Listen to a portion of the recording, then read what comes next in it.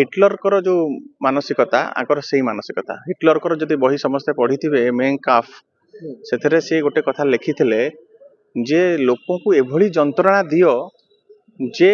लोक बंचीबाटा को भाविबे एटा गोटे आम पई गोटे बहुत बड़ उपलब्धि एटा गोटे बहुत बड़ विकास ये ठीक से भलिका जंत्रणा दिया जाउची एवं घर बाहर घर भितर लूट चली गोटे षडयंत्र आरंभ हलाणी वर्षे तलू प्रथमे लोकों को मन इच्छा आखि बुझा फाइन पकागला वर्तमान फाइन सांगरे आपणकर पॉल्यूशन सर्टिफिकेट को लिंक करा जाउची जोटा संपूर्ण भाव में बेआईन आमे ताको विरोध करूचु एवं लोक माननकु बाध्य करा जाउची जे तुमे फाइन देला परे ही जाइकी तुमको पॉल्यूशन सर्टिफिकेट दिया जाए। प्रथमे ओडिशावासी को नवा वर्षर हार्दिक शुभेच्छा अभिनंदन समस्त जीवन सुख शांति और समृद्धि रे भरी जाऊ या जगतनाथ जगन्नाथ पाखे प्रार्थना करुच्ची एवं ये वर्ष विशेष करिकी आम मान संकल्प प्रत्ययर वर्ष एवं जहा आमर मूलरू रही आसी एजेंडा ताहा होची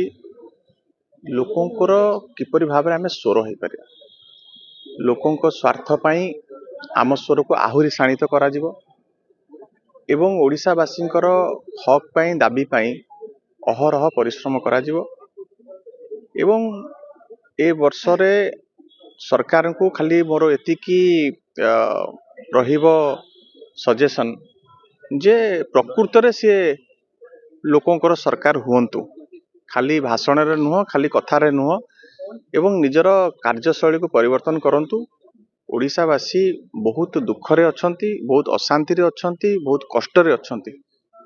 एथुरु जति तांकु निस्तार न मिले ताले बिजु युव जनता दल जोपरि भाव रे आगुरु तार कार्यक्रम करि आसुतला एबे आहुरी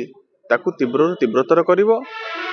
एवं सरकार जो सब प्रतिश्रुति देकी क्षमता को आसीथिले ताकू एई 2026 रे संकल्प नियंतु से प्रतिश्रुति गुडा को पूरण करिया पय नहले तांको मुखा खोला जिवो लोकों को पाखो को आमे जिबा एवं लोकों को सचेतन करा जिवो एवं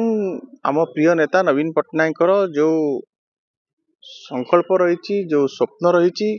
ओडिशा को विकसित राज्य रे परिणत करिया पय ता पय आमे अहरह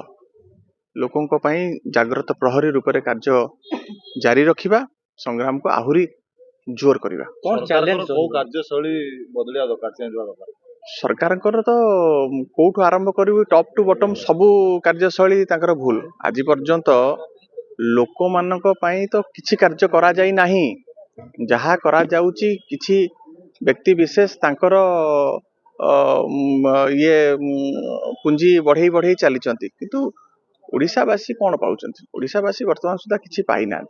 आम आशा करिबा जे नुआ वर्ष रे सरकार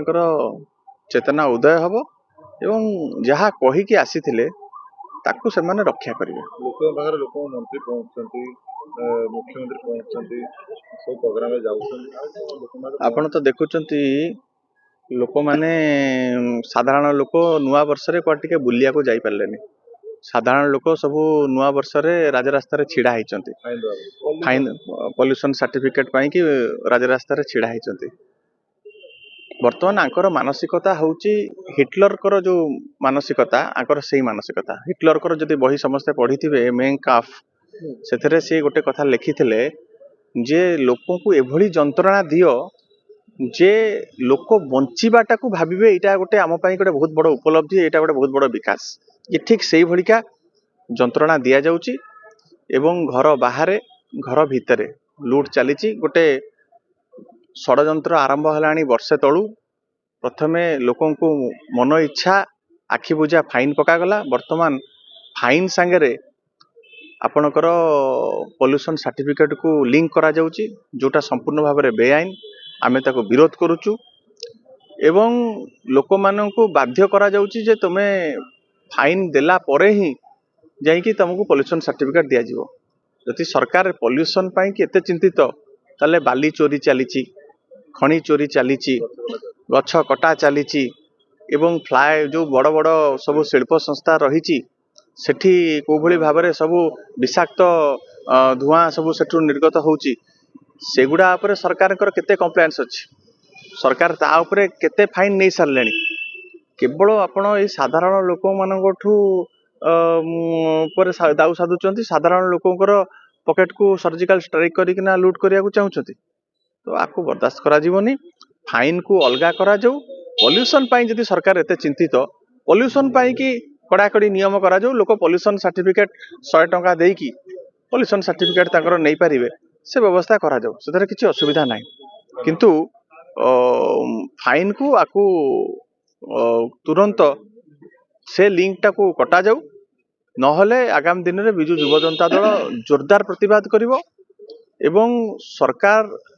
ଯେଉଁ ଅଛନ୍ତି ମୁଖ୍ୟମନ୍ତ୍ରୀ ଏବଂ ଟ୍ରାନ୍ସପୋର୍ଟ ମିନିଷ୍ଟର ତାଙ୍କ ଘର ସାମ୍ନାରେ ହଜାର ହଜାର ସଂଖ୍ୟାରେ ଗାଡ଼ି ନେଇକି ରଖି ଦିଆଯିବ। ସେ ଗାଡ଼ି ଏଭଳି ରଖାଯିବ ସେ ଘରୁ ବାହାରି ପାରିବେନି ଏବଂ ଘରକୁ ଖାଇବାକୁ ମଧ୍ୟ ତାଙ୍କ ପାଖକୁ ସେମାନେ ତାଙ୍କ ପାଖରେ ଖାଦ୍ୟ ପହଞ୍ଚି ପାରିବନି, ସ୍ୱିଗି ଜୋମାଟୋରେ ମଗେଇକି ଖାଇବେ, ଏଭଳିଆ ଅବସ୍ଥା କରିଦିଆଯିବ ଆଗାମୀ ଦିନରେ। ଆପଣ ଯୋଉ କଥା କହିଲେ କେବେ ଯନ୍ତ୍ରଣା ଭୋଗୁଛନ୍ତି, ଯନ୍ତ୍ରଣା କେବେ ଦୂର ହବ, ଯନ୍ତ୍ରଣା ବାହାରିବ ଲୋକେ? ସେଇ କଥା ତ ଲୋକଙ୍କ ସରକାର କହିକି ସେମାନେ ଆସିଛନ୍ତି, ଲୋକଙ୍କ ପାଇଁ କାମ କରୁଛନ୍ତି ବୋଲି କହୁଛନ୍ତି, କିନ୍ତୁ ଲୋକମାନେ ମୁଁ ଯୋଉ କଥା କହିଲି ଦୁଃଖରେ ଅଛନ୍ତି, କଷ୍ଟରେ ଅଛନ୍ତି ଏବଂ ବହୁତ ଅଶାନ୍ତି ଅଛନ୍ତି। ସେ କଥା ସେମାନେ ସର୍ଭେ କଲେ ଜାଣିପାରିବେ। ଯଦି ସେମାନେ ଏଥିରୁ ସୁଧାର ନ କରୁଛନ୍ତି ତାହେଲେ ନିଶ୍ଚିତ ଭାବରେ ଆନ୍ଦୋଳନ ହବ, ପ୍ରତିବାଦ ହବ।